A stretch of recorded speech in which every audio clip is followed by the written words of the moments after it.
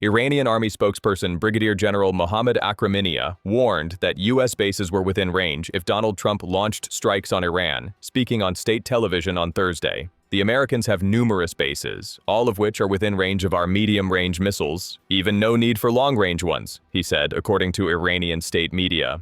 Their positions are within the range of our short-range drones, which enable us to target some of their positions using a wide range of semi-heavy weapons, Akraminia said. The statement represents one of the most detailed public descriptions of Iranian targeting capabilities from a military official during the current crisis. Some outlets have speculated about possible U.S. strikes in the near term, but Washington has not publicly confirmed any timeline. The buildup of U.S. military personnel and hardware in the region has continued, with reports of carriers, strike aircraft, and other assets moving into position. Akraminia's statement frames Iranian capabilities as sufficient to threaten American positions throughout the region without requiring Iran's most advanced long-range systems. The characterization suggests Iran views its medium-range and drone capabilities as adequate for regional deterrence, according to the state television interview. Even the smallest strike against Iran, given that we have orders and our finger is on the trigger, would be met with an immediate response to any act of aggression, Akraminia said, according to Iranian state television. Such a move could lead to consequences that would not be pleasant to the Americans, he added. The language of finger on the trigger suggests Iranian forces are on high alert and authorized to respond without waiting for additional orders, according to the statement. This framing indicates Iran wants to signal that any attack would trigger automatic retaliation rather than a delayed or calculated response. The warning that consequences would not be pleasant represents Iranian deterrence messaging designed to convince Washington that military action would be costly, according to analysts. By emphasizing immediate response, Iran aims to eliminate any American expectation of a limited strike without retaliation. A military attack against us is possible by the U.S., Akraminia acknowledged according to the interview. What we hear in Trump's speeches is continued pressure in any form. Although his statements change frequently, a military strike remains one possible scenario. The broader assessment is that they may eventually resort to military action. I state clearly that if the Americans make such a miscalculation, it will certainly not be as quick as Trump imagines, Akraminia said, according to Iranian state television. He described a scenario where Trump might expect an operation carried out and then, 2 hours later, a tweet saying, "Yes, the operation is over, and we will take no action against Iran, and you don't do anything." There is no such a thing at all, Akraminia warned, according to the interview. The statement directly challenges any American expectation of a limited symbolic strike that would not trigger extended conflict. Iran frames this as a fundamental miscalculation that Washington should not make. The reference to a 2-hour war with a concluding tweet appears aimed at Trump's communication style and past statements about military operations, according to analysts interpreting the remarks. Akraminia suggests Iran will not allow any strike to be characterized as a quick, concluded operation. If that happens, it appears the Americans would be seeking a rapid, short, lightning-style, and limited operation, Akraminia said, according to the interview. The Americans may once again miscalculate, he warned, suggesting Iran views any expectation of limited conflict as a strategic error on Washington's part. And the war would definitely extend across the entire geography of the region, from the Zionist regime to the countries where the United States has military bases near us, Akraminia said, according to Iranian state television. The statement explicitly warns that conflict would not remain limited to Iran, but would spread throughout the region. This framing suggests Iran would target not only American forces, but also Israel and potentially the territories of countries hosting U.S. military facilities, according to the statement. The geographic scope described encompasses much of the Middle East and potentially beyond. The warning about regional expansion reflects Iranian doctrine that analysts often describe as designed to raise the costs of any military action against Tehran. By promising wider conflict, Iran aims to deter attack by making the potential consequences unacceptable to Washington and its regional partners. The reference to the Zionist regime indicates Iran would view Israel as a legitimate target in any conflict with the United States, consistent with long-standing Iranian rhetoric linking the two. Countries hosting American bases would also face risk, according to Akraminea's warning. According to reporting on Iranian military statements, Tehran frames recent conflict as a learning experience that has shaped its current posture. Iranian officials have characterized any delay or hesitation in response as a strategic failure that will not be repeated, according to state media coverage. Iranian military leadership frames the outcome of the previous conflict as validation of its deterrence strategy, according to state media. Officials claim the strikes did not collapse the state, did not fracture society, and did not break Iran's command structure but rather hardened national resolve. This framing shapes Iran's current messaging about immediate response. By characterizing hesitation as the one thing they will never repeat, Iranian officials signal that any future attack would trigger faster and more forceful retaliation than previous conflicts, according to the state television interview. The narrative presents Iran as having learned from experience and adjusted its posture accordingly. Whether this characterization accurately reflects Iranian capabilities and intentions cannot be independently verified, but it represents Tehran's official messaging during the current crisis. Trump said U.S. warships are moving toward the region, in comments reported by major outlets including Reuters.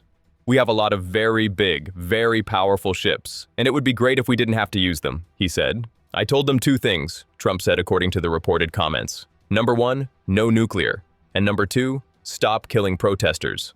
The statement indicates Trump's stated priorities in any engagement with Tehran focus on nuclear capabilities and treatment of demonstrators. Trump said there have been communications and that he expects more, but details have not been independently confirmed. The characterization suggests some form of contact between Washington and Tehran, though the nature and substance of any communications remain unclear.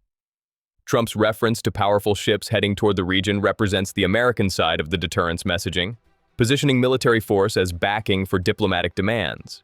The framing suggests military action remains an option if Iran does not respond to American pressure.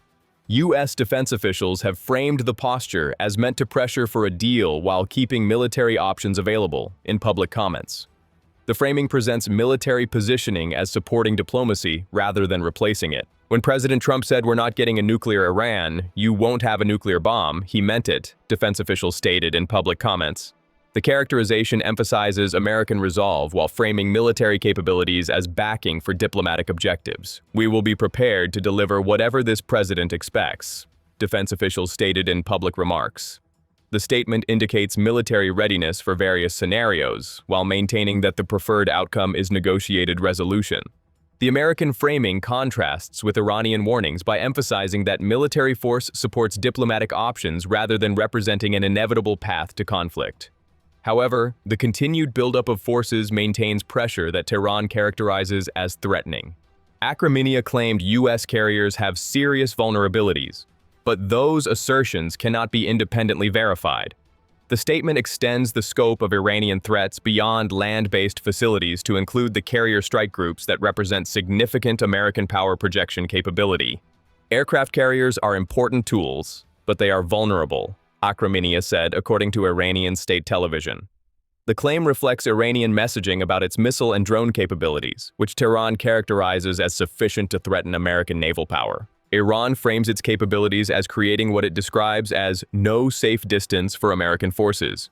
However, specific claims about the ability to threaten carriers represent Iranian deterrence messaging rather than verified military assessments. American military officials have not publicly responded to specific Iranian claims about carrier vulnerability. The actual balance of capabilities between Iranian offensive systems and American defensive systems would only be tested in actual conflict. Yet, Akraminia's warning about countries where the United States has military bases near us raises questions about which nations might face risk in any expanded conflict, according to analysts. American military presence extends across multiple countries in the Middle East and Gulf region. The warning creates complicated calculations for countries hosting American forces, according to regional analysts. These nations must balance their security relationships with Washington against the risk of being drawn into conflict with Iran if hostilities begin. International reporting says Saudi Arabia and the UAE have signaled they do not want their territory used for strikes on Iran. These signals may reflect concern about exactly the scenario Akraminia described, becoming targets in a regional conflict they did not choose. The geographic scope of American military presence means that any conflict extending across the entire geography of the region, as Akraminia warned, would affect multiple countries and potentially disrupt regional economies, shipping, and stability. Reuters reported Iran criticized Trump's help is on the way message as incitement after he urged protesters to keep going. Iranian officials have characterized Trump's statements as interference that contributed to unrest within the country. Some reporting suggests protests have eased in parts of the country, but the situation is difficult to verify independently. Supreme Leader Ali Khamenei said some rioters were doing it to please Trump, framing the protests as externally influenced rather than reflecting genuine domestic grievances. The competing narratives about protests illustrate the broader information conflict accompanying the military tensions. American officials characterize Iranian government actions against protesters as repression. Iranian officials characterize American statements as incitement. These competing framings shape how each side interprets the other's actions and intentions. What Washington describes as support for democratic expression, Tehran describes as interference and destabilization. The gap in narratives complicates any diplomatic resolution. According to Iranian state media, military officials have claimed that the previous conflict dramatically increased military readiness. Air defenses damaged in the fighting were repaired or replaced at speed, and new systems were introduced according to the reported statements. New measures were rolled out across the Air Force, Navy, ground forces, and air defense units, according to Iranian military claims reported in state media. This was not a moment of shock, but a moment of learning, officials characterized according to the coverage. These claims about improved readiness cannot be independently verified and represent Iranian messaging designed to signal strength during the current crisis. The actual state of Iranian military capabilities following previous conflicts is not publicly known with certainty. The framing of the previous conflict as a learning experience rather than a setback serves Iranian narrative purposes by presenting Tehran as having emerged stronger rather than weaker. Whether this characterization reflects actual capabilities remains unclear. According to Iranian state media coverage, military officials have characterized deterrence as no longer optional for Iran. The framing suggests Tehran views its military capabilities as essential for national survival rather than as negotiable elements of its security posture. Iranian officials have emphasized what they describe as will, morale, motivation, and resolve alongside material capabilities, according to state media. The characterization suggests Iran frames its deterrent power as resting on both weapon systems and national determination. The statement that Iranian forces stood ready to fight until their last breath represents the kind of rhetorical commitment common in military messaging during crises, according to analysts. Such statements aim to signal resolve to potential adversaries. When diplomacy ends, the soldiers' work begins, Iranian officials stated according to state media coverage. And now, Iran insists that soldier is already on alert. The framing positions Iran as prepared for conflict while leaving room for diplomatic resolution if conditions change. The current crisis features competing deterrence messages from both Washington and Tehran, each signaling strength and resolve while maintaining that the other side should back down. This dynamic creates pressure but also risks miscalculation if either side misreads the other's intentions. American messaging emphasizes overwhelming military capability and willingness to use it if necessary. Iranian messaging emphasizes regional reach, immediate response, and acceptance of extended conflict. Each side frames its position as strong enough to prevail or impose unacceptable costs. The deterrence competition creates uncertainty about whether either side would actually follow through on its stated positions. Deterrence works when threats are credible but not tested. The current situation tests whether the threats will remain in the realm of messaging or move toward action. Analysts note that the gap between stated positions, American demands for no nuclear capability and Iranian insistence on deterrence, may be difficult to bridge through negotiation. However, the alternative of military conflict carries risks that both sides acknowledge in their own ways. Despite the military warnings, diplomatic efforts continue with various regional powers seeking to prevent escalation. Turkey, Pakistan, India, and other countries have engaged with both Washington and Tehran, seeking to create pathways for de-escalation. Iran's Foreign Minister Araghchi is due to travel to Turkey on Friday for an official visit, according to Iran's Foreign Ministry spokesperson.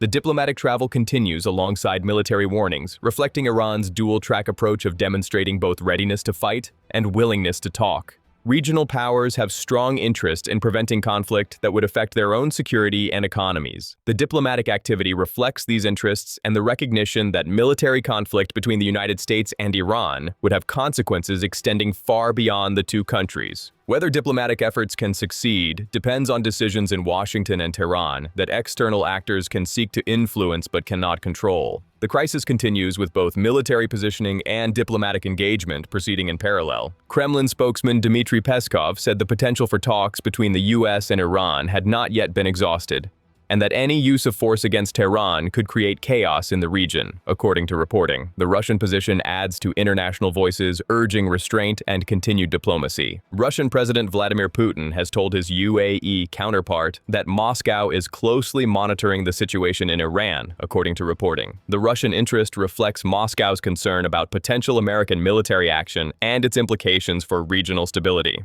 Russia maintains relationships with Iran and has interests in preventing unilateral American military action in the region, according to analysts. Russia opposes unilateral American military action and has warned about destabilizing effects of such action. The international diplomatic activity from Russia, regional powers, and others reflects widespread concern about where the current trajectory might lead. However, the ultimate decisions rest with Washington and Tehran rather than external actors.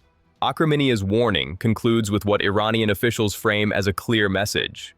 No miscalculation will be forgiven, no delay in response, no expectation of limited conflict. The framing aims to eliminate any American expectation that a strike on Iran could be quick, contained, or without significant consequences. Whether anyone is listening may determine what comes next, according to the framing in Iranian state media coverage. The statement positions the warning as Iran's final word before any potential conflict, placing responsibility for consequences on whoever initiates military action. The warning represents Iranian deterrence messaging at its most explicit, leaving no ambiguity about Tehran's stated intentions. However, stated intentions and actual capabilities are different matters, and the actual outcome of any conflict would depend on factors not fully known to outside observers. For observers tracking the crisis, Akraminea's warning represents the Iranian military's public position during a moment of elevated tension. The combination of specific capability claims, regional scope warnings, and immediate response promises creates the picture Tehran wants adversaries to see. Whether that picture fully reflects reality remains uncertain. The crisis continues with military positioning and diplomatic channels both active. American forces continue to move in the region while Iranian officials issue warnings about the consequences of attack. Neither trajectory, toward conflict or toward resolution, is certain from available information. Trump's statements about communications with Iranians and warships heading toward the region capture the dual nature of American policy: pressure combined with openness to negotiation. Akraminea's warnings about immediate response and regional war capture the Iranian position: deterrence through promised consequences.